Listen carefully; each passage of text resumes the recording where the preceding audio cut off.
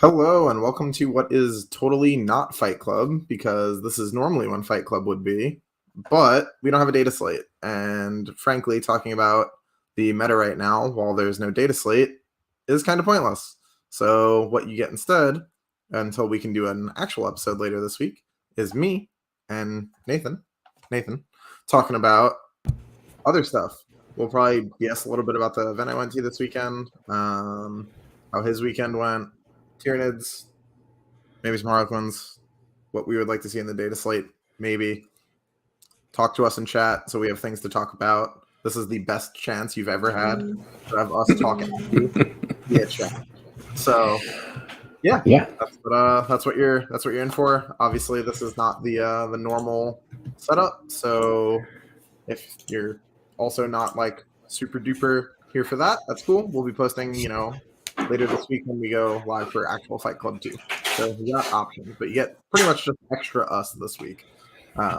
So yeah, how was your weekend, Nathan?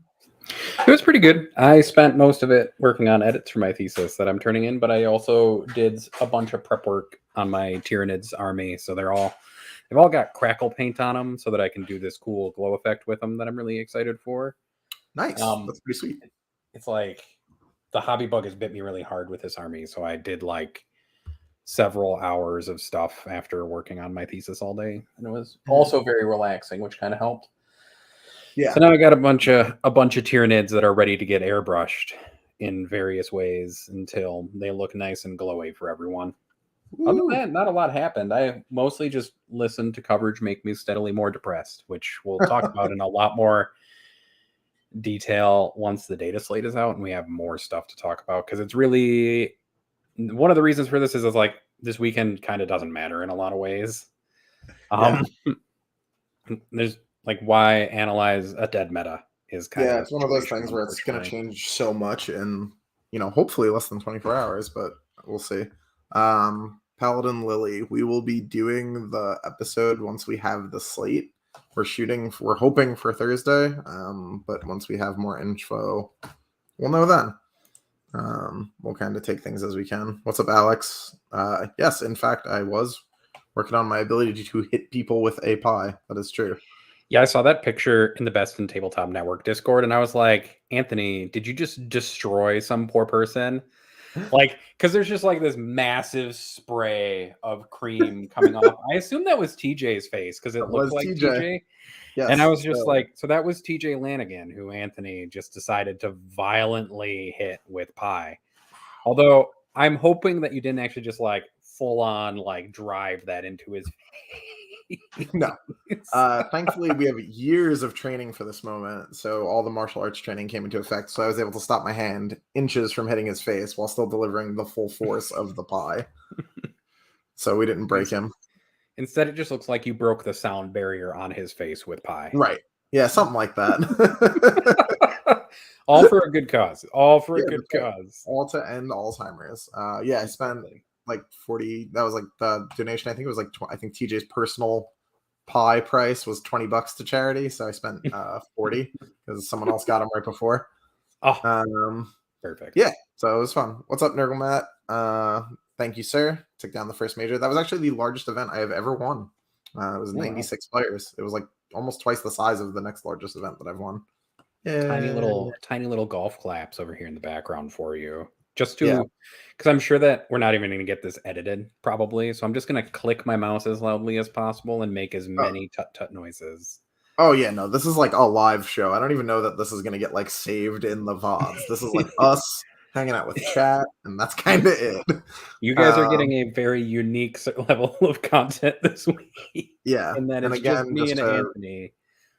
Yeah, just to reiterate, because now we got like 10 or so people watching. This is not like true Fight Club episode. We are just, it's going to be me and Nathan BSing. We're going to do an actual Fight Club episode later this week when we have the balanced data slate. So, yep. We promise real content and not just me and Anthony yelling back and forth about things in the future. With this as well, you'll have somebody with like a fun accent and not just me and Anthony talking in not fun accents. a fun accent, a little bit more of a game plan. But yeah, so that was pretty much it. Yeah, he's really the leader of this podcast. I don't think anybody knows nor thanks Innes enough for it, but he really makes sure that me and Anthony are corralled into a space Yeah, and like yeah, and this follow is a definitely in plan. charge, like firmly in charge. He's the boss. Um, yes. So, yeah, we're out here, we're doing stuff. I had a really awesome weekend, all told. The event was really well run. Everything at Tables and Towers is obviously awesome. That place is like purpose built to run 40K stuff, so it was great. It was actually one of the first times that I enjoyed player place terrain because their setup was really simple. So that you didn't have to do a lot of the like Nice. 48D chess that has to go into player place sometimes. So it was just like you got a couple of ruins, you got one forest, these ruins are blocked, these ruins aren't. Lay them out in a way that breaks up the angles, and then just play your game. It was cool. It let you, kind of have some degree of control without also just like brain breaking the entire thing. I did have one opponent who basically lost the game at the player play step, which always feels a little bit bad, but um, that's how it goes sometimes. He It's hard said, because like when do you practice player place terrain unless you like specifically know about an event right. happening, right? And even then, trying to practice it when you don't have the terrain that's at that place is like a bit rough. Do I have too much terrain? Do I have too little terrain? Is my train shaped the wrong way? That's really the big Exactly. one.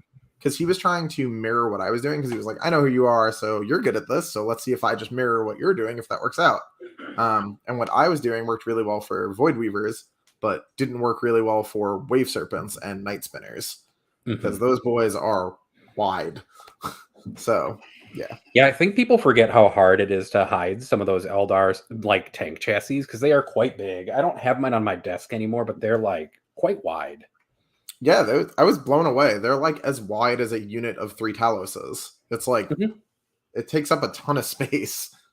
You can basically squish like 2 or 3 Void Weavers into the same overall like silhouette as like a Wave Yeah. Serpent. Oh yeah, for sure. You could probably get 4 like Void/Starweaver bodies in the footprint of a serpent, which Yep. is wild. Like those things are so big. I will say that they are extremely annoying to kill, serpents. I hate those stupid things. What were your matchups like over the weekend then? Who did you play?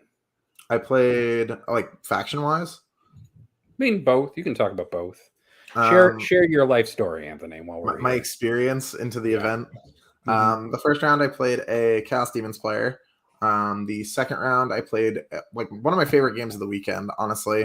Played a gentleman named Jeremy Knox. He is an absolute stud. It was my largest differential win of the weekend, but it got him a box of Corsairs because he had the lowest scoring point loss of the event.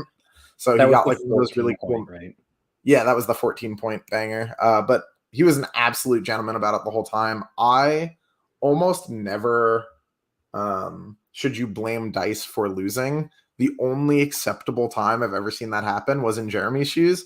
He was just like, dude, what if I passed actually 0 saves? He passed 1 save the entire phase, Oh and it no. was a shuriken cannon save on his avatar. Aside from that, every other save he failed. Um, so he lost like 1,000 points turn 1, and that was like kind of it. He really couldn't score primary. His secondaries were like kind of built around him being able to survive and like play the game a little bit, and it just didn't work out. But he was an absolute gentleman. He was a joy to play. Great time. So that was Jeremy. And then in round 3, I played Ted, who had the another Craft World list, and he had a similar. That was like the player placed terrain issue game. Mhm. So that was that. And then in round 4, I played TJ because I can never not play TJ in round 4. Of Gotta course. get in there and play against one of my homies always on round 4. But we played on the War Games live stream. Definitely go check that out if you haven't seen it. It was a super fun game. It was not a very hotly contested game because I did like 42 damage worth of like to T8 targets turn 1. Like killed one hero duel, knocked another down to 3, took another down to 10. It was rough. So yeah, wasn't very close, but we did have like a grand old time. We were laughing and joking the entire time. And then in the finals, I played Anthony Birdsong, who owns Tables and Towers. I can't say enough about his generosity towards the end of the event. Like there was a bunch of raffle prizes that were given away, and he would just be like, "Hey, you get this also.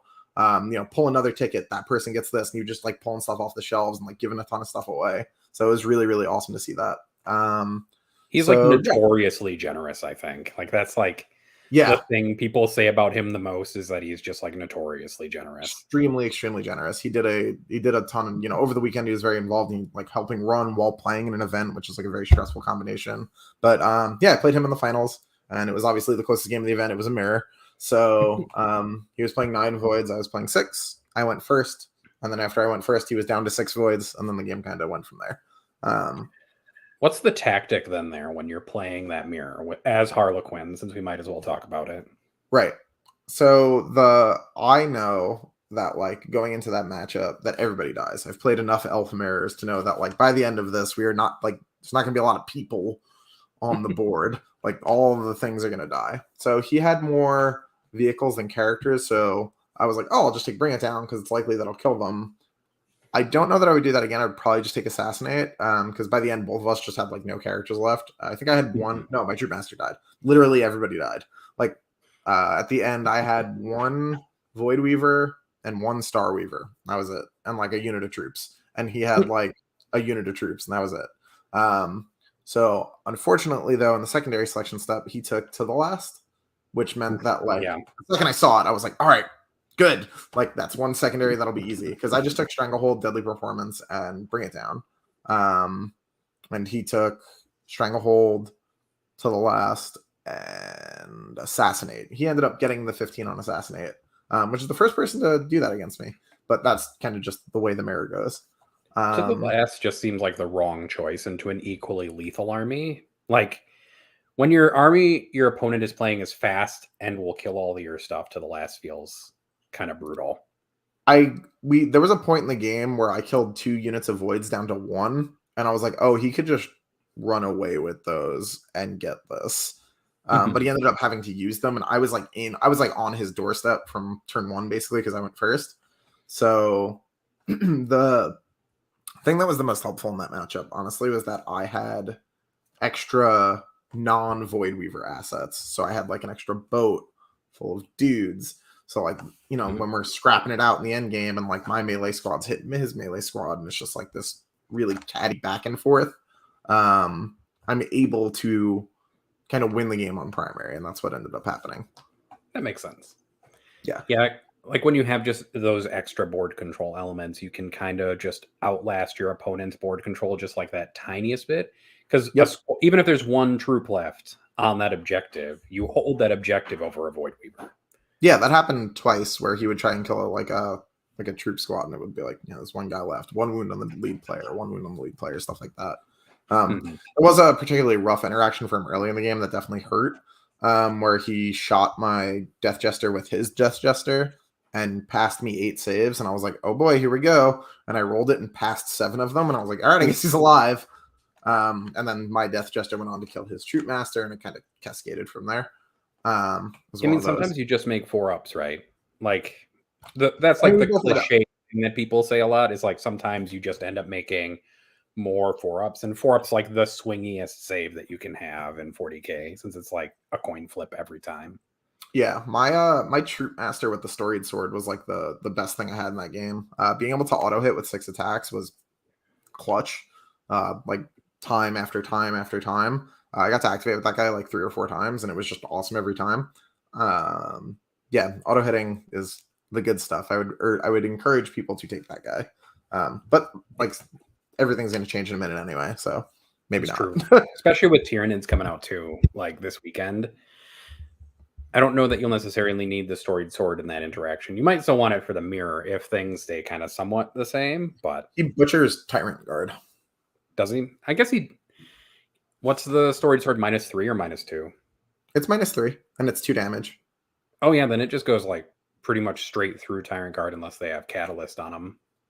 Right, so he'll kill a good chunk of them, and he's winning on 2s because he's Veiled King. Yeah, and there's been persistent rumors about changes to Bodyguard in the slate, so right, we'll see how that goes. I mean, we'll see how it all shakes out. The rumors of the slate at this point have like overwhelmed my brain, and I'm like so tired of hearing like slate rumor, slate rumor, slate rumor, slate rumor. Yeah, so I've heard like right, 6 different derivations of the slate rumors now, and they're like all very slightly different, but they're all like consistent in like a few things. Right, And it's just so weird because there's like Will it be plus 40 points? Will it be plus 20 points? Will it be plus 15 points? Will it be plus 10? Yeah, plus 30. I would We'll really trade- like to see them differentiate the points increase that they do on voids and on prismatics. Because like Void Weaver haywire guns are not the problem here. They're not taking over the meta. No one's getting ruined by Void Weavers with haywire. So I just wish there was some degree of, Yeah, you hope they kind of that. split the difference a little bit there, right? So maybe if you do 30 points, you put 15 on the chassis, 15 on the weapon. Right. And then maybe people take a haywire cannon, especially maybe with knights coming in. I don't know. Probably not. Hey, maybe it's worth it. Maybe it's not. Probably not, but whatever. Yeah. I was having this discussion earlier with people who were talking about bikes, and they were like, oh, haywire. And I was like, yeah, haywire would be good if it affected something like monsters as well. Like, if you wanted something for haywire to actually be good, or even an option, because it's more expensive than shuriken cannons on bikes. So it's like, why would I bother? It's like a downgrade. I'm going to pay 5 more points per bike to downgrade my bike's shooting efficiency substantially. Most of the time. Yep. Mm-hmm. And yeah, I like Alex's comment in the YouTube chat. Every Eldar life is sacred, as there are 2 Eldar left on the battlefield at the end of any Eldar match. Oh. Martine Innes is sleeping because we decided to hold just a Dr. Stats and Violence session of Fight Club. That's not even Fight Club. It's not Fight Club. Very specifically, not Fight Club. It says it in the thing. It says it in the totally not Fight Club at the bottom of the screen. Yeah. Where it also has a request. Yeah. It's just the 2 of us, you and I, as the song would go. That's true. That is in the song. I mean, if we talk about, though, like our wish list for the data slate, what do we want from the data slate aside from Void Weaver? Not Fight Club, just 2 clowns. Yes, that's that's such a better name. Why didn't I use that? God damn it. You should just put it on the screen now, though, so everybody can see it, because it is. Yeah. It is perfect. I'll just leave this up until someone else says something more interesting. Yeah. We can start with Custodes. Let's start with Custodes data slate changes. Okay. I mean, I'm going to be mean to them, so... That's fair. I'm going to be mean, too. Maybe you should go first. Oh, excellent. I get to be mean first. So what I say seems less bad. Sure. So Trajan Valoris should go up 100 points. Whoa! All right. Let's put him where Morven Vol is.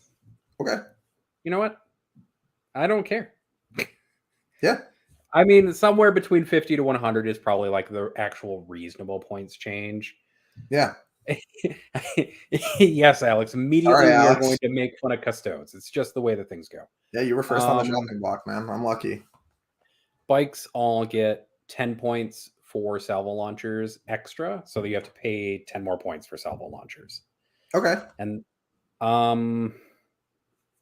past that, for bikes to have access to any of the stratagems, it's +1 CP on all of the stratagems.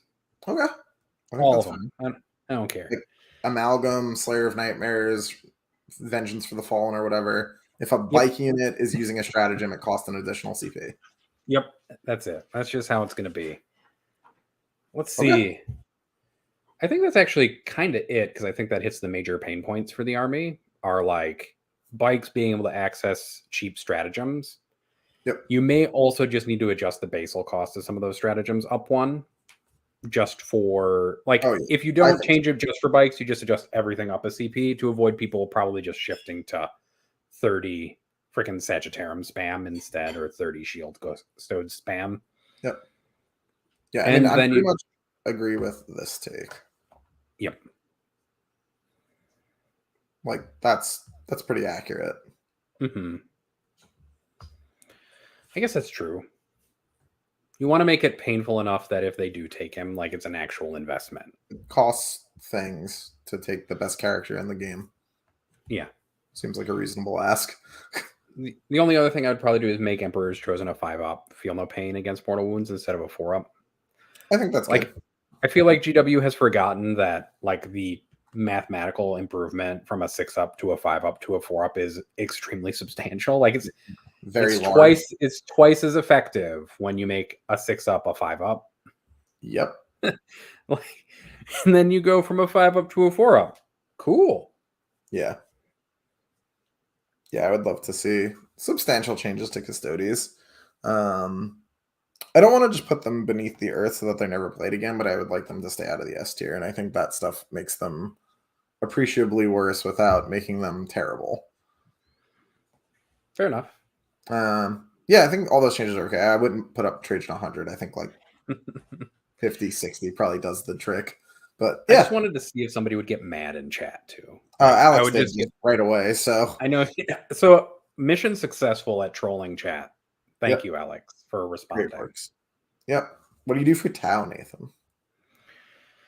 So if I want to be really mean, I would make it so that you only get the weapon options that are available in the box that you buy for crisis suits, because Tau are apparently the only army in existence where you get to ignore that restriction that's been put on like everything else in the game. Yep. So all the crisis suits don't get AFPs anymore because airburst fragmentation projectors only come in Tau commander boxes. All right.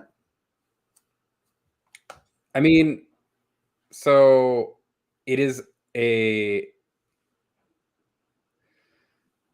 Okay. So if you start with a 16% and you double to a 33%, that is twice as effective. Alex, okay. Math. Real. If you have a 6-up, which is 16% of the time, and you go to a 5-up, which is 32% of the time, because that's how dice work, that is twice as effective. Yeah, get told, engineer man. Anyway, so get innocent here and call your podcast just People in Australia or whatever again. So I think that's fine. I would just put Crisis up 20 points. That's probably a fairer and more like level-headed change. Like per body, like each Crisis goes up 20. Someone pointed out to me the other day the comparison between a Crisis suit and an Inceptor, and I almost like it blew my mind. I was like, oh no, that's terrible. What? So yeah. I don't know what else Tau really need. I think Crisis are probably just too plentiful. Oh, Storm Surge go up like 120. Fuck those things. Precision of the Hunter changes to only melee. No, I think that one's fine. I'm just a jerk though, because I don't want to see that continuous rerolling hits and wounds on ranged weapons for those guys. I think it's fine. We had Drazar for forever. I don't worry about that thing too much. I think that Warlord trait's fine. Oh yeah, fix Ethereals and Farsight Enclave. I actually don't care about that at all. I'm just mean. Fine. Yeah. You could. I don't think it changes enough. They have to get, like, when people play that set, they have to get very close to you, which means they're very vulnerable to just getting destroyed. So you can nerf that. I would like it if the stick gave you either it goes off on a 2-up or chant 2. The fact that it gives you both is kind of wild. You have to take a Warlord trait and a points upgrade to do that in Space Marines. So yep. I would say that you probably need to change it to a points upgrade and make it like mild, or make it a relic. It is a relic. Is it a relic? The stick is just a relic? Yeah, the stick is a relic. If I'm not mistaken. I hope so. I'm pretty sure it's a relic. I just can't remember, because I only ever see Humble Stave as like the thing on yeah, Tau. I don't think that's just like, I don't think everybody gets Humble Staves. Like, I don't think you could, it's like the one. The other sticks are very arrogant. That one is the only Humble Stave. Yeah. Fine, Alex. We can argue more about this math and effective wounds versus the efficiency of a dice roll upgrade in a minute. I don't super hate broadsides being infantry, but they definitely shouldn't be core.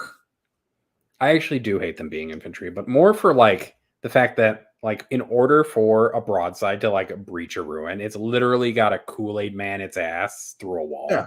I mean, I played Grotesques, dude. Like, I don't know.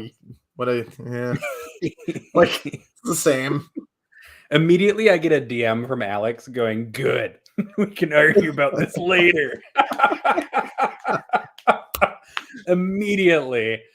Yes, Yeah. Alex, you are my favorite person from the Southern Hemisphere. Congratulations. Wow, the whole hemisphere. That's I crazy. know, isn't it? It's madness. That's wild. So, Alex, to answer Andrew Trowbridge's question, is saying that the effective wounds you get from the feel no pain is less than twice as effective. Whereas I'm talking about the math on the dice roll itself, where the die roll is twice as likely to happen. Yeah, what So we Alex are. said is more confusing, therefore he's wrong. That's how I'm going to parse that, and we're going to keep moving. I guess we can talk more, but yeah, I agree with your storm surge change. There's no reason that a storm surge should be that inexpensive. It's better than Knights and cheaper. What are we doing? It's like 100 some odd points cheaper than like the cheapest Knight Questoris chassis, and has a better invulnerable save. And armor save and Yep. guns. More guns, yeah, by far. And has it the gives ability itself to turn on rerolls. full rerolls to hit on all of its guns by just doing an action. Yep. I would do an action. I would do an action all the time if it gave me full rerolls. That sounds awesome. I guess if I were feeling like a big jerk, I'd make marker lights on a 4-up instead of a 3-up. Yeah. No, market lights just get affected by hit modifiers. Yep, that'd be fair. Bam. I mean, I guess I might change like SMS and AFP a little bit. Like if you like are tweaking things a little, you probably remove ignore cover on SMS. I think you either get the AP or ignore cover. I don't think you get both. That's fair. What would you do for Harlequins?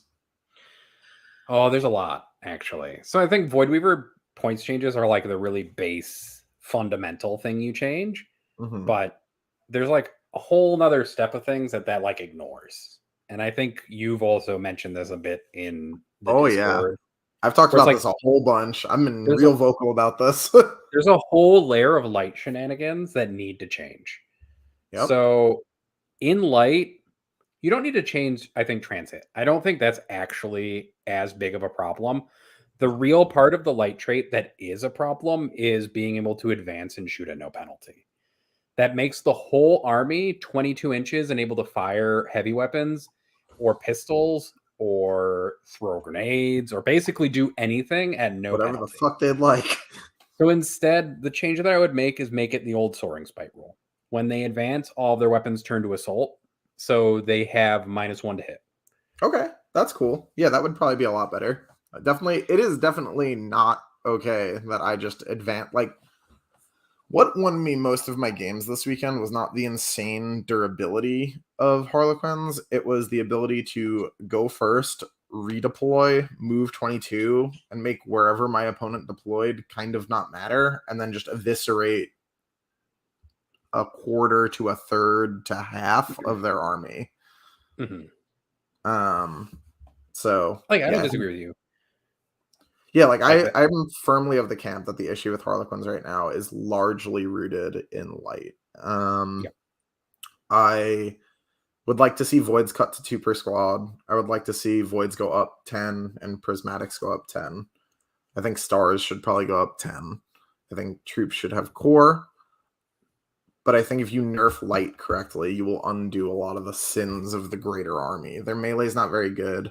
Luck is powerful, but needs to be used on offense. A lot of the people that you're seeing use it on defense and kind of get away with that is through the fact that they have 9 voids. Whereas I don't think that's really the best way to use it. I think people complaining about light are missing like the actual power of the army, which is not in light. It's from about luck.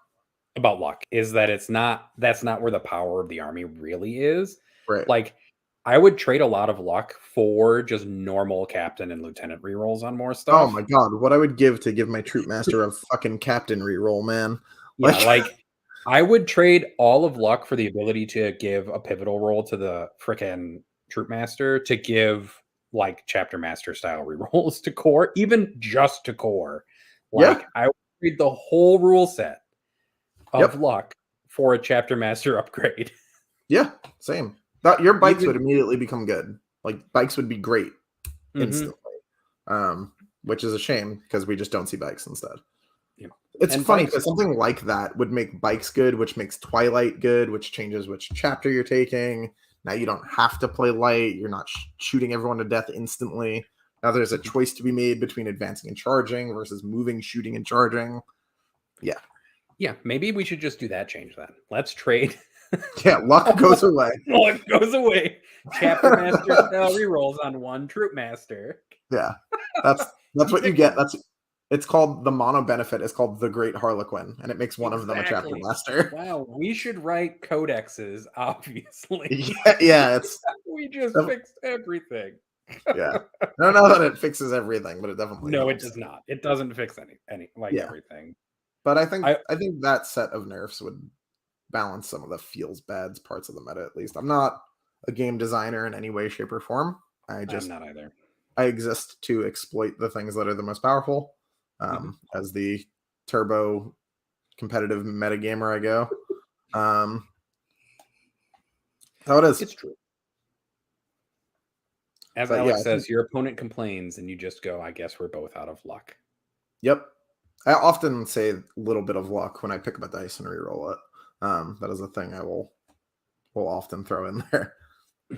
I guess other than those, I don't think I'd make any changes. I mean, maybe you make a change to favor of Kregarch, make it pre-roll or something like that. You could. I mean, it just part of the cost more. Like part of the conversation that needs to be had is like widespread acceptance of like how we're doing CP rerolls versus luck rolls versus like does everything need to be slow rolled all the time forever? Are we okay with fast rolling because it speeds up the game and we kind of just throw the luck in there over top? You know, because fast rolling makes luck better. Like there's no way that it doesn't because you have knowledge in advance of like the rest of the situation. Oh yeah. So fast rolling makes luck so much more powerful. Yeah, I mean, I played the way it was ruled at the event that I played this weekend was that you could fast roll and use luck, and so I did. And that's, I think, how Frontline has ruled it as well. So, like, most of the events have it that way. And unfortunately, folks, it's mostly because rolling lots of any kind of die one at a time is obnoxious. Yeah. Somebody mentioned Marines benefits, and honestly, you could undo all of the nerfs except 2 Inceptors, I think, and the army would be a lot better.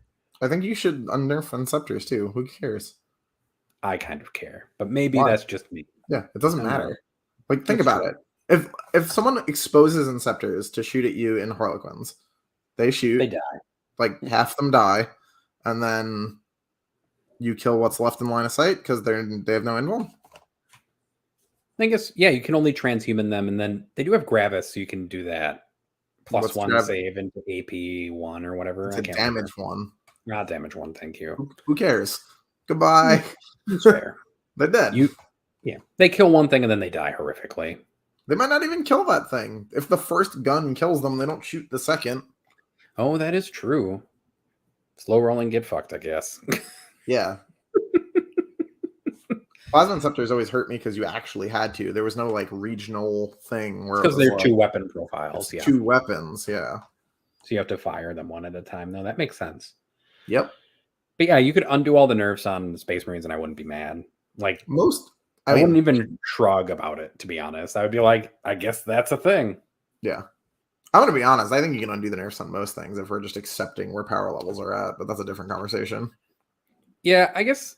So there's like, I think it needs to be done holistically, but that's like a different conversation, I suppose, than that's what I'm saying. Like that's a serious like episode long conversation. Like, oh yeah, for sure. Yeah, that's like at this point where it's like, what are we doing? I will say, based on what we've seen from the Chaos Knight leaks, they don't seem backbreaking. Like it is not like they're not codes. They're GSC. And they took some stuff away too. They buffed some stuff. Like there are some neat things in those leaks, but they took away 2 inches of movement from like everything. Yeah. If you have guns, you lost movement. Yeah. And honestly, I think that's actually a bigger issue than people think it will be because knights can't just walk over terrain for the most part. They have to go around it. Right. And as we've increased terrain density, that's a bigger deal. Yeah, for sure. I used to play knights. It was a real problem. I think this is also true. I think this data slate really needs to include, like at least some ways of buffing the things that are underperforming at this point. Alex. No, that was on Warcom, Alex. I can't help you if you can't read. He is from the oh god, he is. I don't know what the education system is like where he's at. It's pretty good because he's smart. So like you should be able to read. Is he? Is he Yeah. though? I Yeah, I saw think his Alex math is. conversation. No, I love Alex. That's true. I shouldn't Yeah. make too much fun of him. He is No, the you best can. person on his podcast. Yeah. Oh, that's not true. That's Sam. But that's okay. Ooh, we can have that argument later too. We don't need Yeah, to I have that guess. Yeah, argument. you and I can fight about that offline. Though I do really love Benny. Every time Benny talks in the Discord, I'm like, fuck yeah, love what So that guy I has to say. when I first started into like writing that for FLG, like the meta analysis series, Yeah, yeah. Benny was like one of the most helpful people I ever talked to. In like Oh yeah. he would send me pictures of tables and stuff like that, and like tell me all Oh, sorts that's of stuff. awesome. And honestly, the Aussies and the New Zealander, like the Kiwis, were amazing. They would Right. like put me in contact with everyone. They would tell me about new events. They would tell me like how people were ranked and stuff like that, like who the better players were and stuff like that. So That's awesome. of all of the regions that I had to work with when I was doing event coverage for the meta analysis stuff, they were by far the most helpful people for all this. Oh yeah. Go down under. So shout out to all those folks for being amazing. Yeah. But yeah, I don't really like there's so many armies that are like struggling that they're so hard to help because they're just not ninth edition books. But I think some Mhm. of the ninth edition books have like mechanics in them that you could clearly just make better and it would just help the faction a ton. Like why don't like all pretty much every faction that when you pick a sub faction it doesn't give everybody a bonus sucks. Mhm. Yeah, I think what really should happen in What the data happened slate there? is like they should go back and look at all the ninth edition books that have been released and and touched Just over give them time, sub faction and bonuses. like give them stuff better. Like eighth edition books, like they're going to get their ninth edition books, Yeah, sure, like whatever. Leave them in the whatever. garbage for now. I'm sorry, guard and chaos marines and demons. Like you're just going to be wrecked for a little while longer, but while they get your stuff together. I mean, based on the leaks, the Bellicor army are now will at least be very good soon. Yeah, you can take knights. But I mean, Um, all of the ninth edition books need little changes. Like Death Guard probably could all have Ramshackle, I think basically. you could go a long way again towards helping Death Guard if the how familiar are you with Death Guard? I don't play, but I do know how they work. So if you made their warlord trait Contagion, the Mhm. like chapter tactic for the Plague Oh, I Company, see. they would Yeah, immediately be pretty good. Like if yeah, that would just every make it an Mortarian's Anvil army-wide unit, rule. Yeah. yeah, if every Mortarian's Anvil unit that you wanted to hit turned off your rerolls, that'd be pretty good. Within contagion range, yeah. You'd probably have to dither with contagion ranges a little bit, but that would make the army so good. Yeah, sure. But just something, right? Like Yeah, give they them need something. a thing. Like Ramshackle is like the easiest thing in my mind. Like you just give them all -1 damage unless weapons hit a certain strength profile. Oh wait, they have that. They're -1 damage. Oh, they are just -1 damage all the time. Feel no Fair. pain. That's Feel what no they. pain. That's what they need. Ramshackle, but a feel no pain. Oh, that would actually be cool. A ramshackle. If I mean, a feel no pain if it was under a certain strength characteristic or something. Yeah, give them a 5-up feel no pain like they used to have, but only if it's like the strength of the 7 or weapon less. is yeah, strength 7 or less. Yeah, that'd be cool. Yeah. Also, give their possessed an extra wound. Why do those have 2 wounds? It's very stupid. Their possessed only have 2 wounds. Yeah, Sadness. yeah, it's real dumb. God, That unit's that this is close to being amazing, and it's just. Eh. oh god. Not feel no pain maths. Go away, Alex. I'll break out the spray bottle, Alex. You don't want the smoke. We will send Anthony with a spray bottle to you Yeah, on a pillow. Just wait. yeah. The I don't know. So that's like Death Guard. Necrons is the other big one. What they need are command protocols completely. Necrons are pretty close, dude. Necrons are pretty close to being like, all right. I think it leans on flayed ones too much, though. They're boring as hell, but like, I don't know. Command protocols should probably just be army wide, and you get to pick them turn to turn. Like you should just make them. Yeah, make What are them the admix imperatives. ones called? Doctrinas. That they should be like that. Or like like the synaptic imperatives in the Tyranid book that you pick Oh yeah, turn that to would turn. also work. I try not to compare things to the Tyranid book because that book is broken beyond belief. So I'd prefer It's if we true. just like pretend that it didn't exist. Yeah, the Tyranid book also needs some like day one nerfs, folks.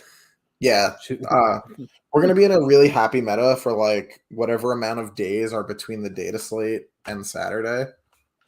Mm-hmm. Like that And golden period is gonna be really cool, and then Saturday it'll get ruined. I do think like you could make like a few changes and like really tone down that stuff. And it's to like a few points increases, I think, does it. Oh, I think they need like deep mechanical changes. Like you have to just put Tyrant Guard in the trash.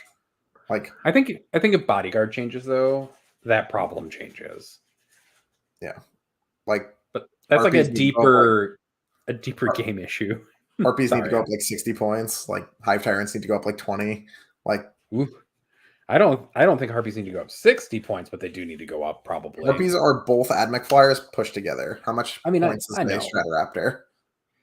How much points is a Stratoraptor? Somebody tell us how many points a Stratoraptor is. Yeah, someone from the great chat beyond.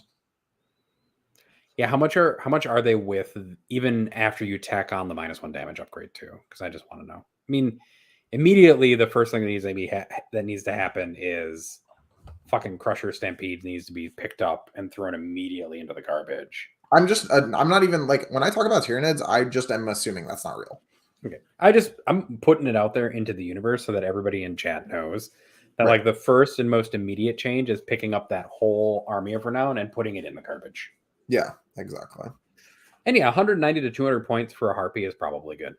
I don't think Like that's enough. I think it needs to be before like, weapons and before the like Dermix, or you make it so they can't have Dermic, I think or that you thing make needs to be Dermic like a 5-up 220. invuln. That'd be fair. I think that might make sense. I think Yeah. maybe you can't put the 4-up invulnerable save on harpies, like you can't put it on aircraft. I mean, even if you could, I think that's fine. Just appoint the harpy appropriately. I don't care what tabletop tactics says. Yeah, get them out of here. Fuck them. Fuck them. Strong. So aggressive. The Chicagoan in me is just like oddly territorial, apparently randomly right now, and it's just like fuck them. Yeah, now's the time. Yeah, I don't know. Like, there's a bunch of So Stratoraptor's 200. So a harpy that has the abilities of the Admech bomber as well Should be at least 200 points. Yeah, should be more than that. Yeah, yeah. I think their bombs are better, but maybe that's my they're exactly misremembering. the same. Are they the And same? Okay, yeah, and harpies can drop spores as well. they can do one or the other. I think. Yeah. Yeah. Heavy venom cannons are really good on every unit that can take them. It's true. It's for some reason a 3-shot las cannon that does 4 damage is good. Yeah, but it's not D6, dude. That means it can never be 6. Yeah, but it's always 4. Oh, is that good? The average is 4. It's basically the same. Yeah, but you never have to worry about 1s and 2s. What do you mean? Are you like actually? I can't tell what you're doing, Anthony. I'm totally joking. my sarcasm detector was like, I can't tell if Anthony is doing this to annoy me. Like, this is how traumatized I am by Anthony, like, randomly just messing with me, is I can't tell if he's being serious anymore. Got him. Oh, Bam. got him. I am tormented and traumatized by this situation. That's right. What don't I mean, Ben? I'm sorry. I don't About know. he was hating on you, hating on tabletop tactics. I don't know any of the tabletop tactics people personally.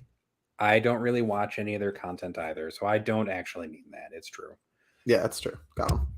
We have I more people, in so fact now is have. worth- Oh, We should explain again that we're just here talking Yeah, we're about just- random nonsense. nonsense. This is Nonsense Club, not Fight Club. We'll have an actual Fight Club episode later in the week when we get the data slate. But for now, this is just me and Nathan hanging out with you guys in chat. It's just 2 clowns, Yeah, just 2 clowns. not Fight Club. Yes, Maliceptors need their mortal wound output changed 100%, and they need to go up in points, both of them. Yeah. Yeah, I would like to see that. And it should require line of sight for their ability. Yep.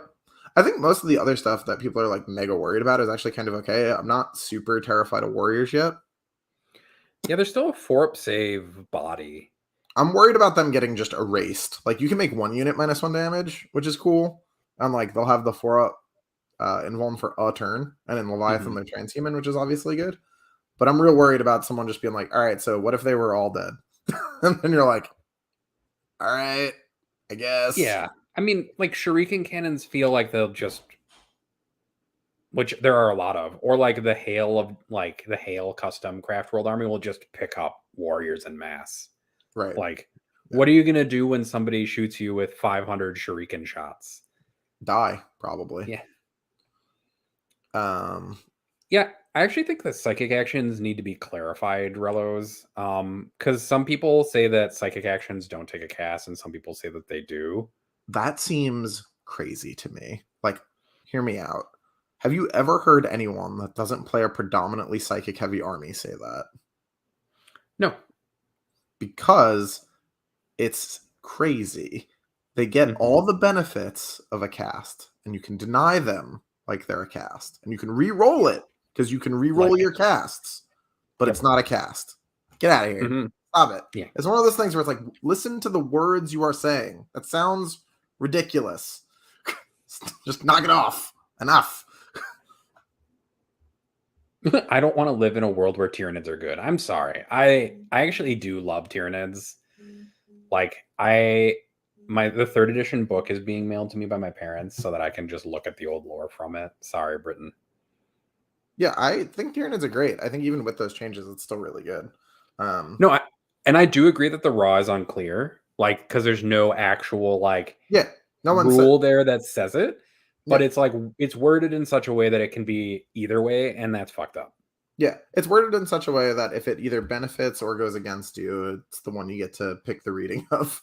Mhm. But yeah, I just hate like just it's so strong. Just leave it alone. It's okay. It's gonna be all right. Yeah, Um, not everything needs to be broken. Like you don't need to like break things to make Tyranids good. Tyranids are already going to be amazing. Like they're going to come into a nerfed meta and like just crush it.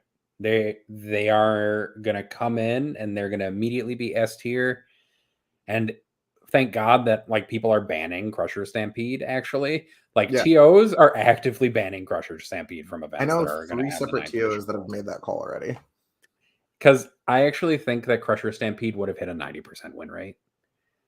Like, Uh, I don't even know it's that it's hard, possible, but they would find a way. Like, 80% is actually the hard wall for win rates, I think. Even Harlequins didn't quite make it there. right? They got They did their really best. close. They did. I think Nids would get pretty close. Like out of like once you're because obviously you're always removing the mirror. I think that Mhm. it's not unlikely because lots of people have access to Crusher, and beating them with the new rule set would have been Yeah. Like, just not a Tyranids thing. are one of the most played factions right now already. Right. And And they're about to get one more player in me next week. Ben, I actually like Crusher, like theoretically, because I love big bugs. Like I Right. love them. I love Dimacherons. I actually also love Hieroduals. I fucking love Harridans. I love all that stuff, and I need to stop swearing as much on this channel apparently because it's just like this is how I talk. Actually, just 90% of the time of my life, this is Right. how I talk to people. Um, I love big bugs. If I could find a way to fit a Hierophant into my apartment right now, I would, and my wife would be really mad at me. Oh yeah. You got some room next to Gengar over there. Like just It's true. I could put the Hierophant on top of that helmet, I think. yeah. Perfect. Easy. It's It's full true. It time. is full time halftime this week. That's kind of accurate. That's not wrong. I actually think, yeah. So, Sam, I think you do have a good point. So, we're getting a lot of Frontiers folks today in our watching our Well, show. we're waiting the demographic time for them. We got all Yeah. 3 of them. And Minus Alex. Other Alex. it's true. And then, like, some of the models are impossible to find right now, like Raveners and stuff. So, because the Codex leaked so early, everything is out of stock, Yeah, basically. everyone knows what's good. And people were scalping Carnifexes into the ground. Like when I first looked to buy Carnifexes, people were selling the brood boxes for like $150 to $175 when they're normally priced at Woo! $90 or like Woo! 95. And it only went down when GW like put in a massive wave of stock basically into their warehouse. And Hmm. now it's like $100 to $140 for a box, which is maybe more sane. But Raveners and stuff like that are going for like $70 a box, which is crazy to me. Yeah, that's wild. Like they're so expensive. How do I? Oh wow, you're right. Our fans do have access to They the have one fly. CP stratagem to fly away. Oh, that makes me really happy. That makes me so happy. Like I don't know if you'd ever be able to deploy it again because your opponent could probably really easily screen off the board, so you Yeah, couldn't get the Hierophant it's a to bit big. land. That's really nice, actually. I wish I could do that. I don't have a mom in the UK who can send me stuff, Ben. Yeah, there is stuff there, I hear. Mhm. We have like so the team, like the Vindicta life is that like we always have like all these extra armies lying around, and we just so happen to have like one of them was Nids. And Mhm. so there's been a bunch of Nids laying around that are now going to get shuffled into the Paint Man so that I can use them. But yeah, thanks to the support of a local unnamed benefactor, I am able to get between meta armies pretty quickly, usually. Yeah, I mean, I have like 4,000 points of NIDS now. Like, I got like a whole friggin' swarm of them. So, Yeah, you traded for a ton, right? So yeah, I know. I basically traded store credit for it. So, sweet. Take those where you well, can get them. it does. It jumps real high. I don't think you could actually play a Hierophant if it didn't have fly. I don't think it would work because of its base. Yes. Oh, thanks, Also, Anna. thank you. Thank you. That's actually really nice. That's like the nicest thing anybody said to me about this podcast. Woo! And this isn't even the real podcast. This is totally No, not this is Fight Club. Oh, we do have a Gen Z person like know in the UK who can send us stuff. It's true. We do know a little baby. A Although Zoomer, Anthony's also a little baby compared to me, apparently. So that's just apparently. like wait. I don't know how I ended up being the oldest person on this podcast, and it confuses me on the regular. Yeah. That's okay. The first time Colin was explaining the next generation before we had our show, I was like, "Oh, dope! That'll be a really good thing for me to be on." He's like, "No, you're established already. You go on the established person show." I was like, "What?" It's a very Which is funny. confusing series of events. Which is funny because I'm also definitely not established. So I just got thrown on here because I'm Stat Scandalf, basically. Established with the stats, though. Established. It's a bit rough. Ha! Yeah, it doesn't quite work, but I'll take it. I like it deep inside as Stats Dad, apparently, for the rest of the world. I'm not a dad, but I am somehow Stats Dad. That's just how this works. That's right. Yeah. Well, because when we go on break, you're the only one that stays behind with our chat children. It's true. It's funny because also at work I have lab children who are the Yeah. younger graduate students. I just kind of amass children. Yeah, that's the thing. Oh, that's really nice too, Ben. Thanks, Wow. man. So we get all Man, these compliments when Innes aren't here. it's because we're the two nice people, apparently, and Innes is just mean and cantankerous, which isn't true. Innes is actually a very nice person. Yes, NS. I will absolutely be jumping on the Nids train. Pending Harlequin nerfs, depending on how quickly or how hard they get nerfed, will change how quickly I do that. But the next large event I'm going to is in May, so I'll probably be playing Nids for that. Yeah, I'm going to paint NIDS. So we're actually going to all three be playing NIDS depending on how things work out, which is going to be kind of funny because like Yeah. all three of us will be playing the same faction. But I'm also going to be painting Craft World because I'm intrigued at playing. Like once I get through the hobby motivation on the NIDS, I'm going to start in on painting more Craft World stuff. Because I do like kind of like the niche that fills. I don't think it'll be good into Tyranids as they currently are, but it's like a good army. I keep wanting to play them and then reading the book and like making a list and being like, this is not how I want to play the game just at all. I also wouldn't be surprised if we saw like a few Craft World Eldar nerfs like snuck into the data slate. I mean, they need them. Baharoth is probably too cheap. Probably. Aspect Lords, Phoenix Lords, that's what they're called. Phoenix Lords auras should probably not affect themselves. Probably not. Um, Sam, my next event is defending my thesis in May. That's true. Are you going to the GW event in Chicago? In October, yeah. I think I'm going to go to that with my boys. Awesome. So Yeah. I will likely see you then. Yeah. I need to watch when tickets go on sale for it because I need to do that. I'll also be at Charity Hammer, I suppose, but I'm not. Right, I'll see you there, obviously. I was just saying also.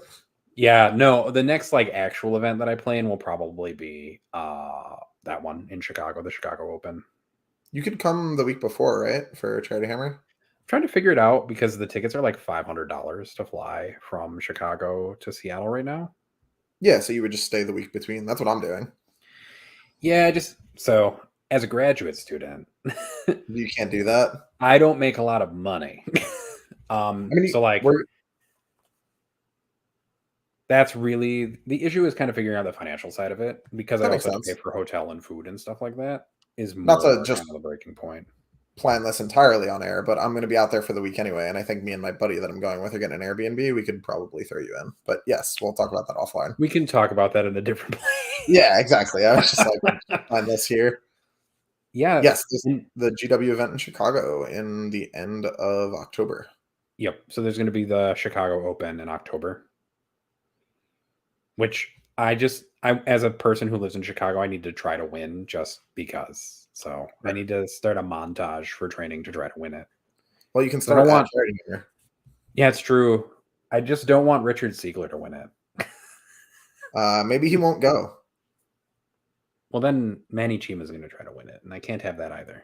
Oh well, we'll do our best to stop that from happening. I know. Maybe we'll just make sure that Anthony wins it. Yeah, there we go. That seems like the more achievable of these goals. Take it home. Yeah, I mean Like that's if my we're next step. picking players based on their skill set, I think Anthony's the one who can actually win in the Open. Just get in there and murder some folk. Hmm. Yeah, I just Also, I have to torture Anthony with Chicago style deep dish pizza at least once while he's here in October. I'll definitely try it. I've been doing the diet thing pretty hard for the last couple of weeks. We've hit a threshold, which is good. We're not 220 pounds anymore. We are just 200 pounds. Woo! Good job. So progress. What is each of our next tattoos? What are you doing next, Nathan? Servo skull. Where is That's it kind of what going? I've decided on. Probably on like a shoulder, I think. Maybe on a leg. We'll see. It might go on the back of my leg because that's a good spot for a servo skull. I have thought about doing a weapon from each of the factions I play. That's cool. So like I already have weapons on my forearms, as people can probably not really tell. So there's a God, I can Yeah, never tell. There's a sword on this arm, and there's I a can see it. spear. There's a spear on this one. Cool. So I thought about doing a clave, like a Harlequin weapon. I'm not sure which one because most of them are just like wrist things. A Yep. bone sword from Tyranids, and then an Eldari, either helmet or sword too. To kind like the helmets are more different. So it's either that or like a bunch of helmets, hmm heads from each of the factions that I play. It's kind of the thing. That's probably what I'll do. Yeah, just put it right on my freaking forehead. Yeah, just bam. My next plan is probably to do the other sleeve. So I have this one, which is all like Cthulhu, Lovecraftian horror, and Oh, this was meant nice. to represent my fight with depression. So the other side is going to be like a like galaxy themed. So it's the I opposite. like it. So that's the triumph. So You instead gonna of drowning, do it's ascending. you gonna do color for that one, or just more black and white? No, Like it'll you probably do? be the same guy doing both. My tattoo artist is an absolute stud. As like so, I don't even know if I've talked about this before. So this giant sleeve that takes up my entire arm is my first and only tattoo. I sat for 13 hours, followed by 18 hours the following day to do it. Oof. And it honestly, relative to what that sounds like it would hurt, the amount it would hurt, didn't hurt that much because my tattoo artist is a gangster. His name is BVRN Woods on Instagram. Go follow him. He's an absolute monster. It like scabbed up, healed over, good to go after like a week or two. It was Nice. yeah, for a tattoo experience, it was great. Except for right here. This part of Oh, the tattoo on the inside of my elbow, I had like a pretty lengthy yeah, fight career. Yeah, right right there. here. Uh-huh. Yeah, Yeah. I know. This It redefined really my hurts. understanding of pain. Like, Yeah. I like actually found that aside from that spot, like right here, like as right, you got towards the wrist, like I didn't actually think the tattoo process hurt that much, but my tattoo artist is also amazing. So right. like Yeah, it goes a long way when they're like really, really good. when you have a soft touch tattoo artist, it's so much better. Like Right. some tattoo artists literally just hammer the fuck out of you. Yeah, that seems bad. I don't want that to happen. So I'm gonna just keep getting tattoos from this guy. He's Yeah, in mine Portugal is though, so I got him when he was in the US. That was why I had to do it over 2 days. makes So sense. maybe I'll fly out there and get like my other sleeve done, or I'll finish this one, or I haven't really decided yet. I have a career, thankfully, that lets me just be covered in tattoos. Like I could go up to here if I wanted. Like it doesn't really matter. So yeah. Look, Ben, if you pay for the spore mine on my butt cheek, I will get a spore mine on my butt cheek. How about that? Is that a promise? Because I'll do that. You'll pay for the spore mine on my butt I'll cheek. totally do that when we come to Chicago. Don't make promises you're not willing to keep. We'll talk about this later. We can figure something out. Okay, sounds good. It might not be on a butt cheek. I'll get a spore mine someplace though. Okay, if that's like a requirement of my life. You were too committed. I had to call you on it. I was like, do like the giving tree, but a spore mine, like delivering something. Yeah, great. Here you go. Here's some pain. All it is a Tyranid. Yeah, just a little termagant, like hands up in the sky. Yeah, that would actually be adorable. Wow, actually okay, maybe we'll do that. I'll think about that some more. Mine is V Affliction. I can't pronounce his first name, so he goes by V. He's got like a very long Eastern European-ish name, and it's just not something that I can do. Gotcha. That was actually the funnier experience because I got my first tattoo from him, and I got both of my tattoos done by him. Mm-hmm. And he has like a private studio in like the basement of a house. So it was definitely a funny experience, like walking down some steps going into this thing, and then it opens up and it's like really nice inside. Right. And really clean, and like of course all of his certifications are on the wall and stuff like that, and I'm just like, funny. oh, this is actually quite nice. Yeah, this is much different than what I expected. That's awesome. But yeah, V_affliction is his on Instagram if people want to follow. He, I think, alternates between Chicago and Ohio, if I remember correctly right now. Cool. That's pretty dope. What's going to be in the NID list? Okay, so this is a good question to address. So there is no the NID list. From my own, just like, I'm not super experienced with NIDs, like memes about me being a longtime NID player aside once I start playing them. But I'm pretty sure you could, without Crusher, without the Leviathan book, build 4 to 5 separate builds that would all just like between the legs dunk on unnerfed light Harlequins. That book is extremely powerful. So the NID list that I want to play is something like 6 Screamer Killers, a pair of Tyrants, some Tyrant Guard, a little bit of Warriors, a little bit of Zoanthropes, Neurothropes there, Gargoyle unit, but it's mostly just, you're getting by on the big boys. It's recreating Thick City. And I've played it now. And it was like, what if Thick City had a really good psychic phase and Drazar was a 12-wound monster that could be bodyguarded? And that was the experience of playing that list. It was completely insane. It was like nothing I've ever played before in this game. Dark Technos didn't compare. Light Harlequins doesn't compare. That list was bananas. Mm-hmm. I've been testing like the same version of that list, but with Crushing Claw and Heavy Venom Cannon, Enhanced Senses, Carnifexes. Right.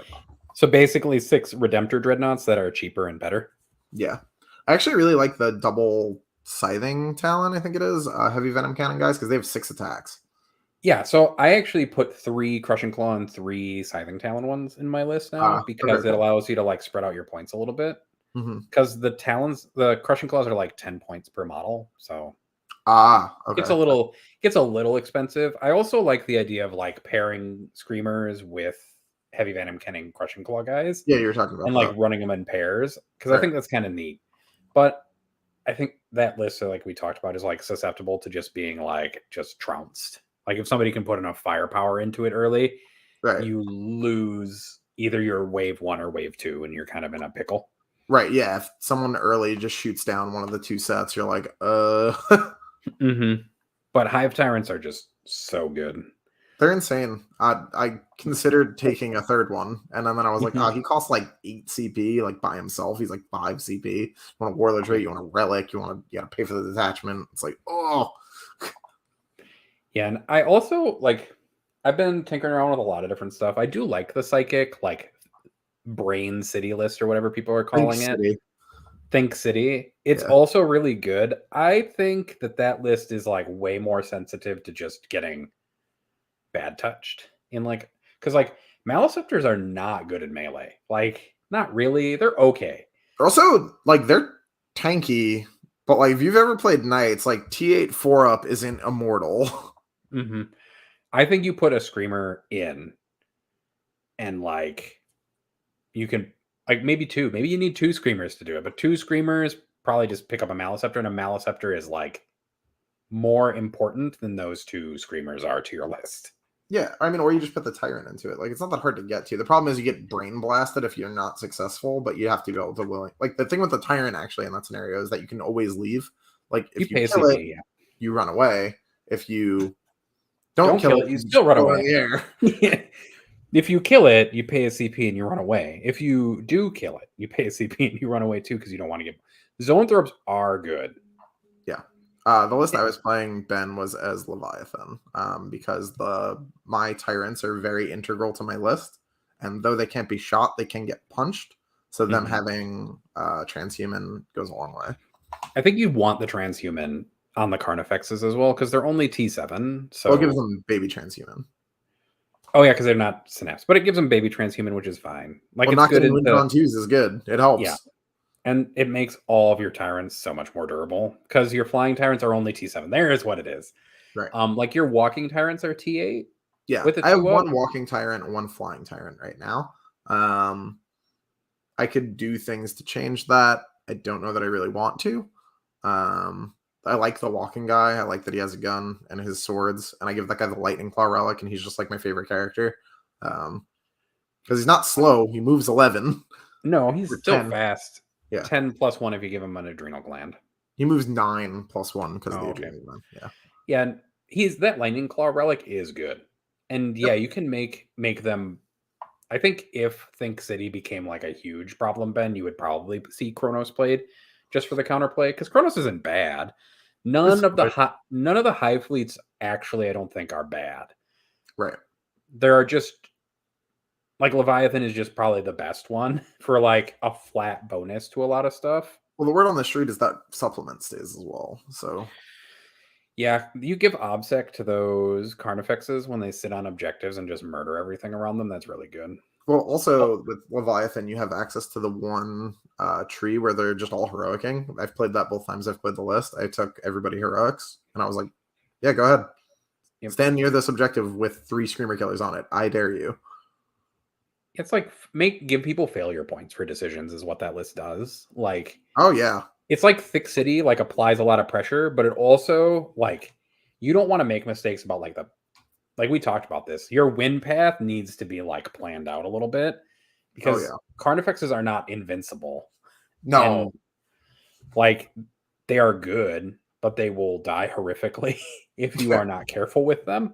Although I did play somebody in a practice game where they were playing Harlequins, and I watched one Carnifex absorb a whole army of shooting essentially by himself.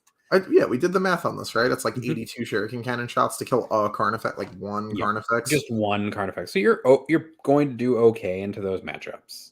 Yeah. Okay, Jormungandr might be bad. That's fine.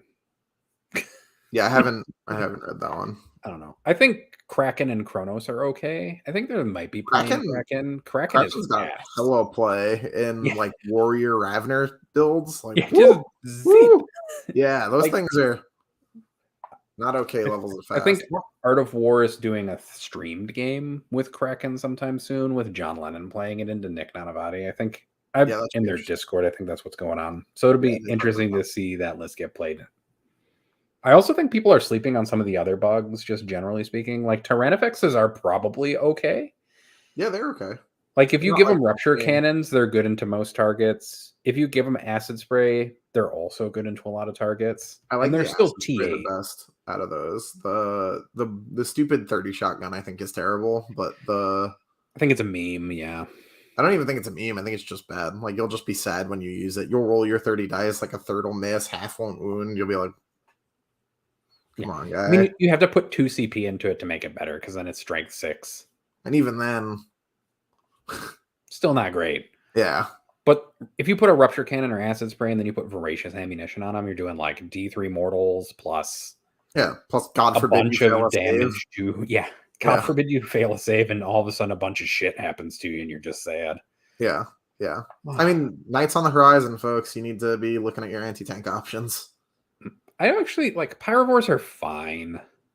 Like I get why people like them. They're like an amazing profile for cheap. Yeah. They have And really like, good offensive profiles. They're like a weird bricker wounds. They're just kind of hard to move around, but they do a really good job of what my court used to do, where I just mhm. like plant them on the home objective for like 90 points or whatever they cost for 3, like a stupid amount of points. You're like, And that's not getting taken ever. Thanks. I like them for that. Like I would definitely, if say bodyguard gets like really shafted, Yeah. I might trade some Tyrant Guard out to like put Pyrovores in the list on back objectives because they hold them because they're strength 5, toughness 5, 5 wounds, and have a 3-up save. So, and they're They also infantry. torch you. Yes, and they also are quite violent. They are also really expensive to buy. Like Oh, really? if you like, so there weren't like a common or popular unit before, so I've actually never seen them like really well stocked, but they're also like going for $50 to $70 a model on eBay or something like that right now. Ah. Yeah, that's I mean, rough. you could probably use Biovores for them because I think they look basically the same, except their gun is bigger. But That makes sense. Yeah, they're cool. also, I would like to see bodyguard change to like an intercept. Like they take the damage. Like they're if all you fail cast. Yeah. Sorry. yeah.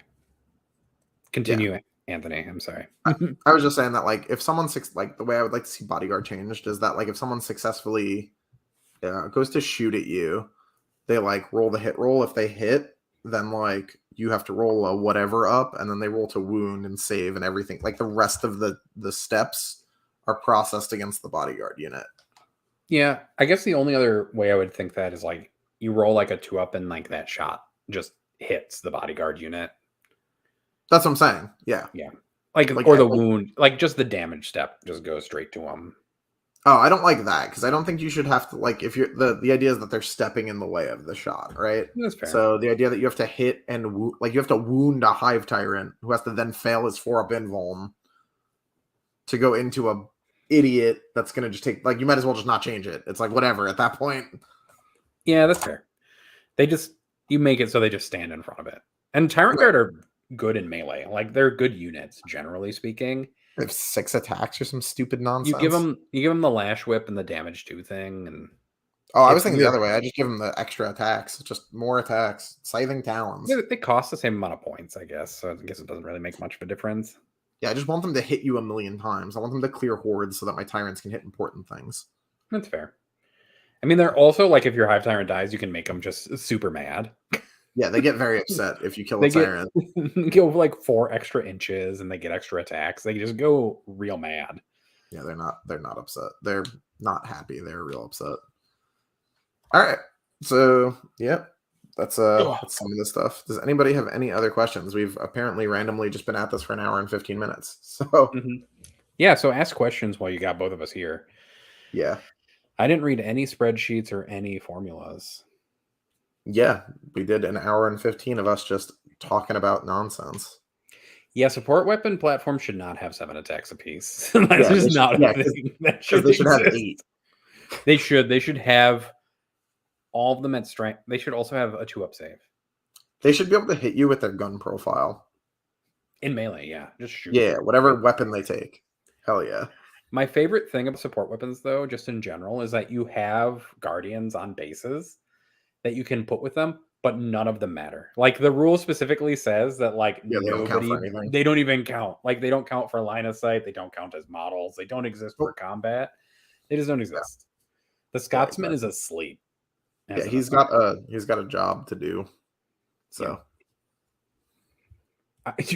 we actually, I thought for the most part, had relatively reasonable takes, and we are obviously giving you a hard time, Alex. Yeah. I will not be accused of being biased. It will not happen. Well, you were definitely just accused. I know. I was just accused of bias. This is true. It happened. Yeah. I also don't think Craft World Eldar need buffs, like at all. Like maybe there's some like things you'd probably tweak point cost wise. Like Dark Reapers don't deserve to be as punished as they got. I don't think. I think they need to be nerfed. Nerf Craft Dark Worlds. Reapers do. No, I mean, I guess like there are some stuff. It's true. Leave Reapers where they are. Nerf Craft Worlds overall. Keep it moving. Sure. I think the thing that will give Nids the toughest matchup will be whatever the next data slate is, and until then, they'll have a very easy time pretty much across the meta. I think there's a world where they struggle into like a rack horde actually, which is funny. But Except for maybe the warrior spam list, maybe. they have a bunch of attacks. It gets weird though. Mm-hmm. Maybe the warrior spam list actually probably fine. They have a million shots too. I forget that they get They guns. have death spitters, yeah. Yeah, or they Those are could go 25 just the points apiece. other. They could get whatever the 5-shot gun is, where it's just like you're dead. And yes, fix Yanari because Yanari is like busted as Yeah, like someone do something to help Yanari. Holy moly! Like I get that they bad touched people ever, in the past, but God, they don't deserve this like getting beaten like a horse. yeah. No What army will offense. you never ever play and can't play? Play sisters. I guess like I don't have like so I Oh like God, most what? guard and sisters. I guess I don't have like a any particular bias against any of the like model ranges. Like the only one that doesn't like really make me excited is there are a lot of marine factions that don't make me excited to play them. Yeah, Like I could never play ultramarines because I just think that's kind of boring. you could, Alex. You could produce a rule set for rack horde where I would play it. Like that is strictly possible. Um, They said but something about artists in the new yes, book. perhaps there is a good thing there. Who knows? Um, Mm. why not sisters don't like dice mitigation? So the reason I wouldn't play guard or sisters is that if I wanted to just be a regular person, I wouldn't play a war game. I would just go live my life. It's true. I think the books for Guard are super great. Like I just read the like Catachin one and I kind of enjoyed it because it is just kind of funny. Yeah. Like watching commandos and frickin' Catachin jungle fighters like murder each other to be who is the hardest commando is just like watching the 80s Predator movie. Yeah, it's a Rambo movie or that. But Yeah, like exactly. but Or that like Predator movie. I do play 40k and I'm much more excited to play Xenos factions, generally speaking. Right. I would play if I had to play an Imperial faction, it would probably be AdMech, maybe Solar Auxilia, because Admech are cool. Blood I Angels will like always the have a hot Solar part of me. Auxilia. Yeah, like I don't really like playing Imperial factions that much. It's just I think like Admech are really cool. Mhm. They're one of my favorites, but I just never got into them. It was wrong place, wrong time. If their book came out now, I would probably play them because I'm not actively like dark elfing. Mhm. But that was like a release timing thing. I think if they put 30k Mechanicum stuff into 40k, I would sell my elves and play 30k Mechanicum in Oh 40k. yeah, I wouldn't even wait. Like I would pick up all my elf stuff, I would sell it to the nearest passerby, and then become poor as I bought a ton of Forge World stuff to make a 30k Mechanicum and 40k army. Also, if they ever put dark mech in the game, I'm screwed. It's Um, true. do you guys read any of the Heresy novels? If so, what are your favorite? The Fulgrim book is my favorite. I will always be an Emperor's Children man at heart. Warhawk is my favorite. Yeah. The Siege of Terra book with Warhawk. I do like a lot of the other ones. There's a lot of mixed bag in Black Library books. Yeah. Some of them are I great, some of them are bad.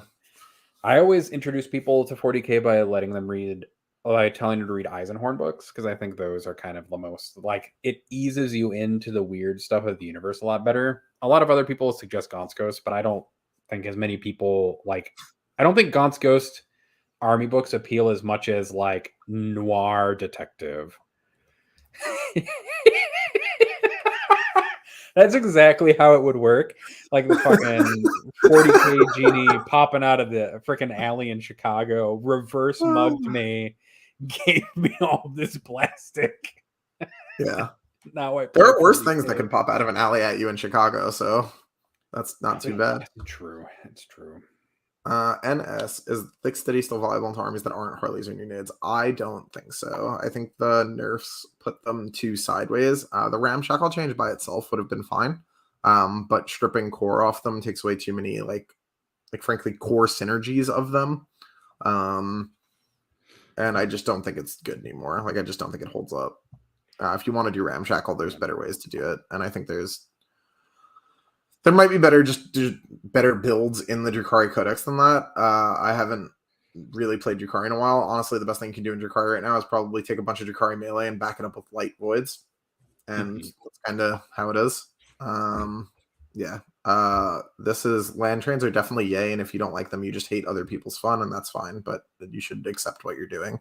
I like the idea of squats actually, because I'm kind of intrigued at like a high tech like faction existing that has more smooth lines. That's not Tau, like an Imperial faction, but with more high tech stuff. Yeah. Because AdMech is like if Da Vinci had high technology, which isn't my aesthetic. Yep. Like I like 30K Mechanicum for a reason, because it's high tech bananas stuff from like Flash Gordon-y kind of almost. Whereas 40K Mechanicum is like a lot of Da Vinci stuff that I don't like, which is fine. If the Sicarian spam build had come out at literally any other time, I would have immediately started playing it. That build is so me. Especially in the vet cohort, it's like, I played that list in a practice game, and it is just hilarious fun. Like, I love that so much.